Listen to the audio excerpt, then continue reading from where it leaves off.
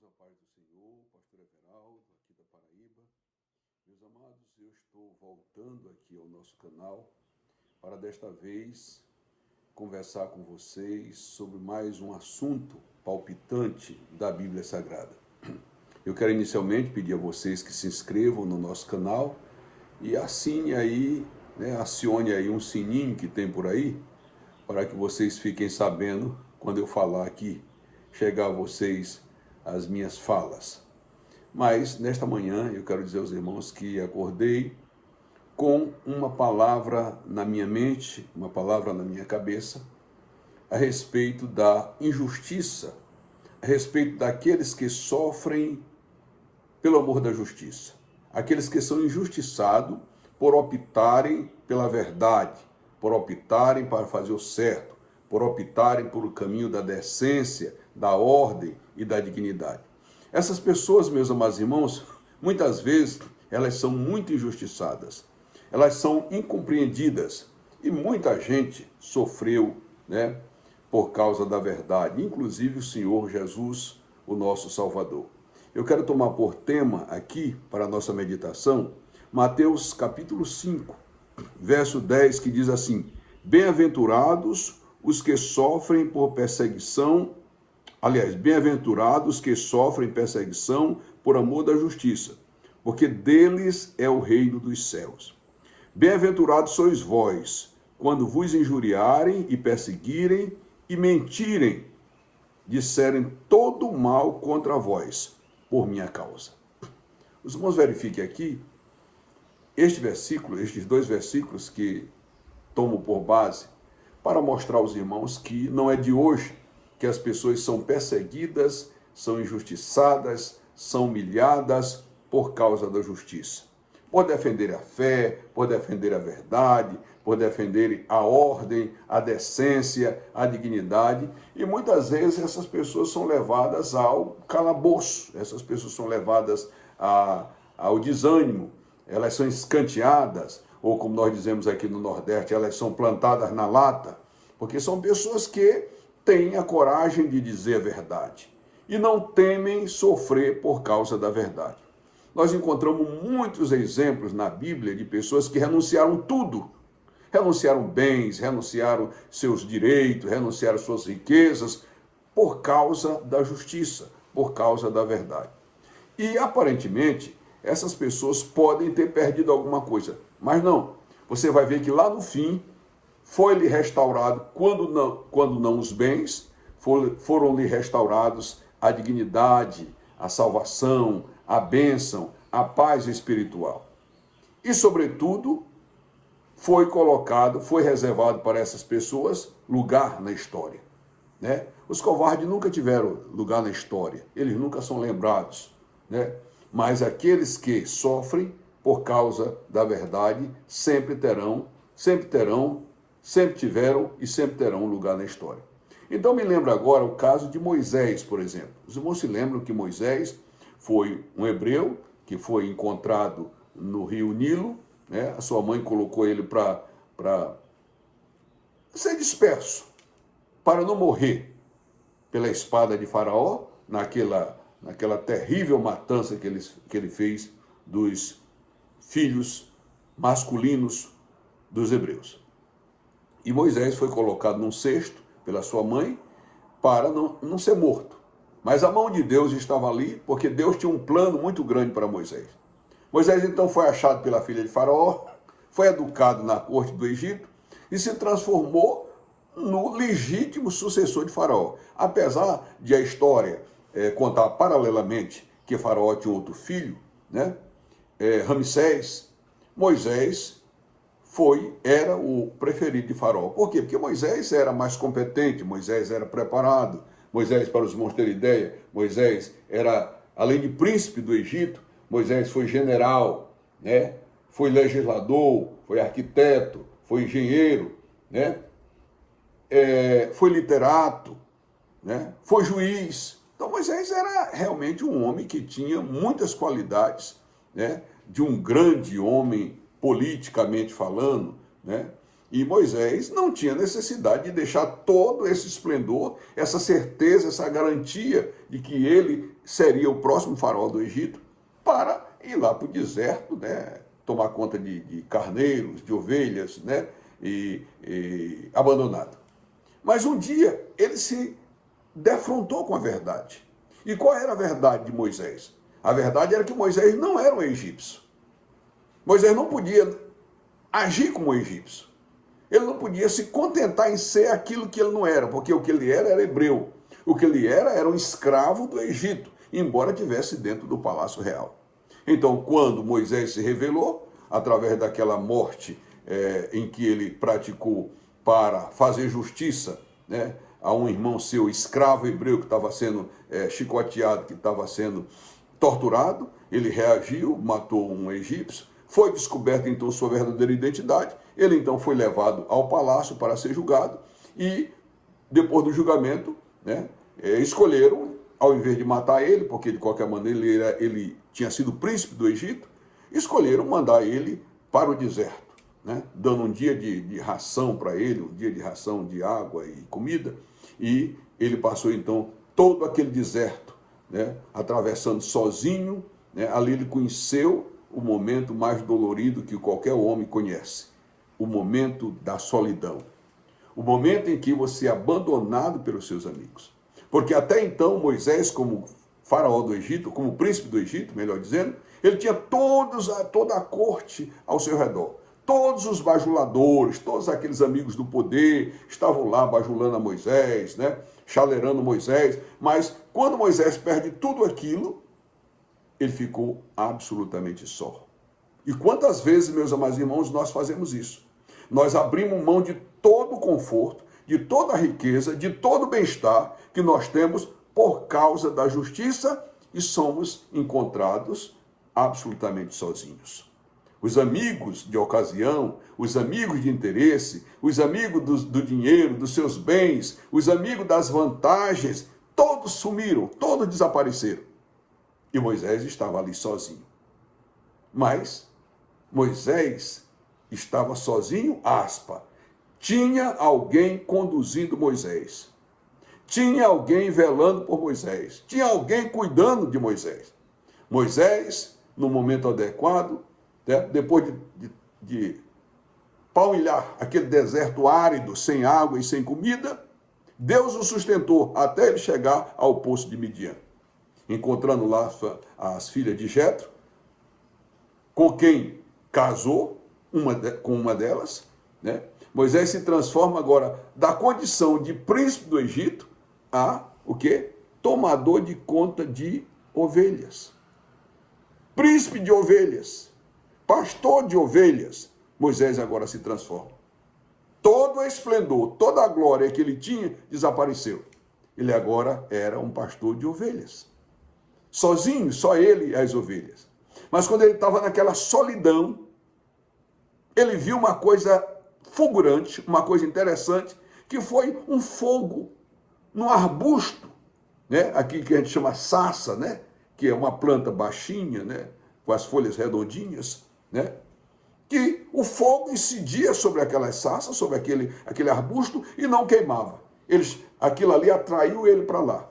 E ele para lá foi. E quando ele foi, Deus fala com ele. E Deus disse para ele, Moisés, tira a sandália dos pés. Tira a lembrança do Egito da tua cabeça. Tira todas as mágoas que você tem. Todas as angústias que você tem. Todo o passado esquece agora. Por quê? A terra em que tu estás é terra santa. A partir de agora você vai palmilhar uma nova vida. A partir de agora você vai ter uma nova vida. O passado passou. E agora você vai ter uma nova vida. Você vai ser agora não mais engenheiro, não mais legislador, não mais general, mas agora você vai ser um líder espiritual de uma grande nação. Você vai levar o meu povo à terra dos heteus, dos jebuseus, dos fariseus, toda aquela terra em que o vosso pé pisar é vossa. Como é que Moisés poderia tirar aquele povo do Egito, irmãos? Moisés tinha apenas um cajado. Nós não precisamos de armas para vencer os inimigos. Nós não precisamos de armas materiais para vencer o mundo, para vencer a tribulação, a injustiça, a indignidade. Nós só precisamos de uma coisa, a palavra de Deus. Só precisamos de uma coisa, a garantia de que Deus está conosco. A garantia de que nós estamos fazendo a vontade de Deus. E quando você tem essa garantia, você não precisa de armas. Você não precisa de dinheiro. Não precisa de juiz, de advogado, não precisa de presidente tal, de vereador tal, absolutamente. Você só precisa estar fincado na estaca principal, na coluna principal, na pedra de esquina, que é Jesus Cristo. Eu lembro, meus amados irmãos, que é muito difícil você estar lá no alto e depois vir para baixo. Quando você está embaixo, que vai para o alto, vai subindo, subindo até o alto, é maravilhoso. Mas quando você está no alto e vem para a lama, é muito difícil. Mas quero dizer a você que quando você vem à lama, quando você desce ao pó, por causa da justiça, por causa da palavra de Deus, Deus te leva ao alto de volta. E você ficará muito mais acima. Você ficará muito mais alto. Porque aquele que te levanta é o dono das alturas. Aquele que te levanta é o único que te pode colocar acima de todas as pessoas. Não é aquele a quem você deve favor, ou aquele a quem você comprou, ou aquele a quem tem interesse em você. Não, o único que pode te levantar com estabilidade é o Senhor Jesus Cristo. E muitas vezes a gente sofre. Sofre por amor da verdade. Mas diz aqui a palavra, bem-aventurados que sofrem perseguição por causa da justiça. Da justiça. Da verdade, das coisas certas. Você não pode, você não deve aderir às coisas erradas só para ficar bem na fita com os outros. Você não deve aderir a algo só porque você está sozinho e você agora está desesperado e vai fazer o que é errado. Absolutamente não. Eu me lembro que São Pedro o Senhor tinha sido crucificado. O Senhor Jesus tinha partido, eles estavam só, certo? Ele foi preso, estava preso ali no Sinédrio, porque eles curaram um homem. Qual foi o mal que eles fizeram? Um bem, curaram um homem. Mas por quê? Porque aquelas autoridades de Israel queriam esconder a verdade. Ninguém pode esconder a verdade, irmãos, porque a verdade é como uma luz. Você já viu alguém esconder uma luz acesa? Não pode, assim é a verdade.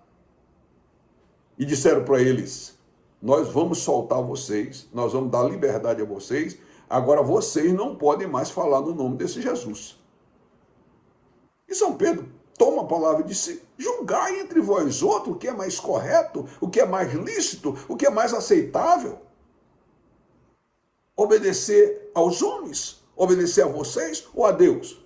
Nós não vamos parar de falar, porque nós não podemos deixar de falar daquilo que temos visto e ouvido.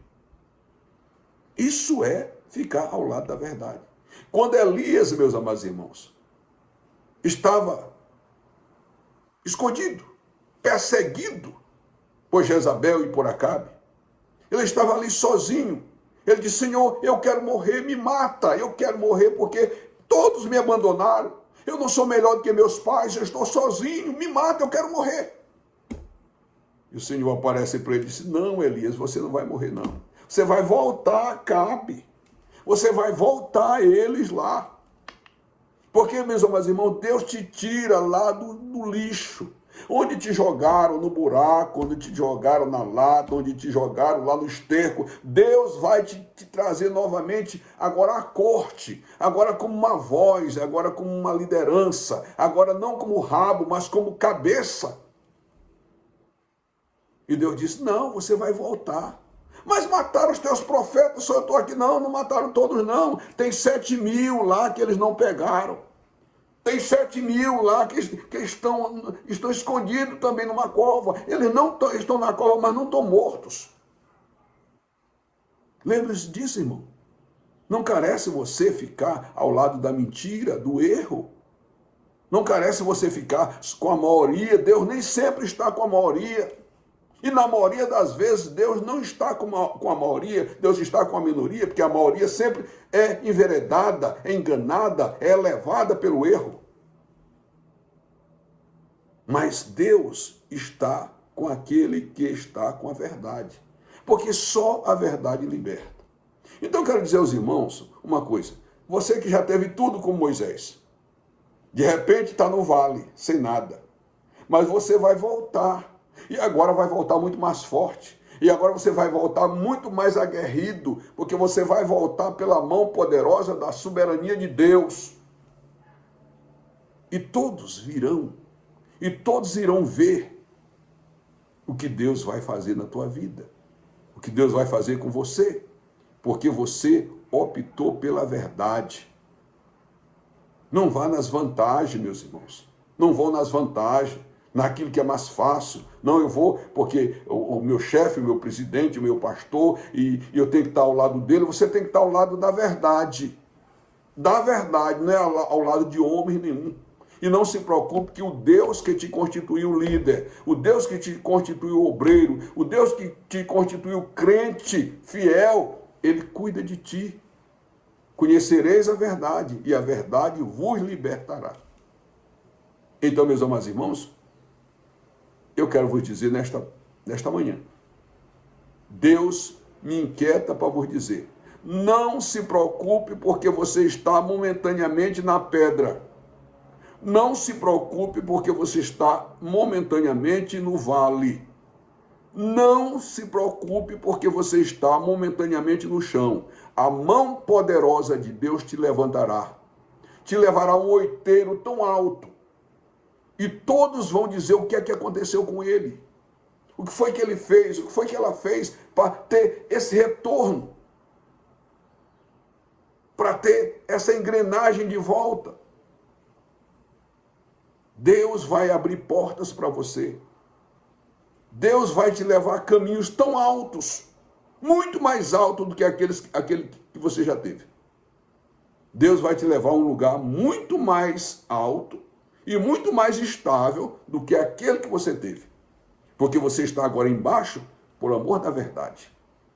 Você está embaixo agora pelo amor do Evangelho, pelo amor da palavra de Deus. E quando você sofre pela verdade, quando você é injuriado e perseguido por causa da verdade, você está sendo injuriado e perseguido por causa de Jesus Cristo. Porque Ele é a verdade. Ele é o caminho, Ele é a verdade, Ele é a vida. Não há outro caminho. Ele é o único caminho, o caminho da verdade. Então, minha palavra nesta manhã para alguém é isso. Não te desespere.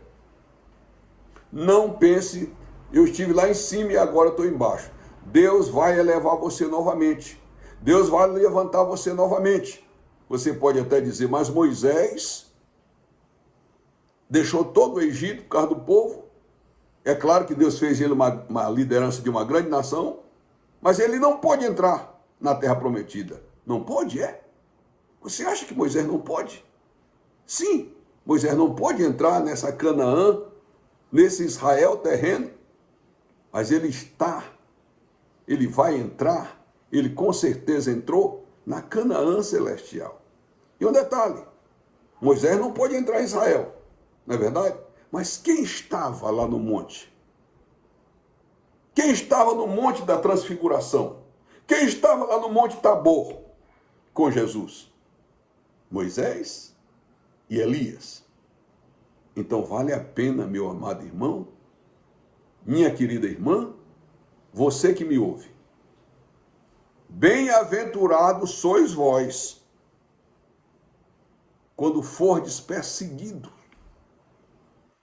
por amor da justiça. E saiba uma coisa, que há um homem, há uma voz, há um ser que cuida de ti. Quando perguntarem a você, quem trouxe você de volta a esse patamar? Quem te elevou, quem te restaurou tudo e até mais do que você tinha? Você diz, a única coisa que eu posso lhe dizer é que o nome deste homem que me restaurou tudo, e mais do que eu tinha, o nome dele é Eu Sou. Eu Sou é o nome dele, porque esse é o Deus que restaura, é o Deus que restitui, é o Deus que transforma, é o Deus que conserta, é o Deus que faz justiça. O nome dele é Eu Sou. Grande abraço a todos e Deus nos dê um dia de paz.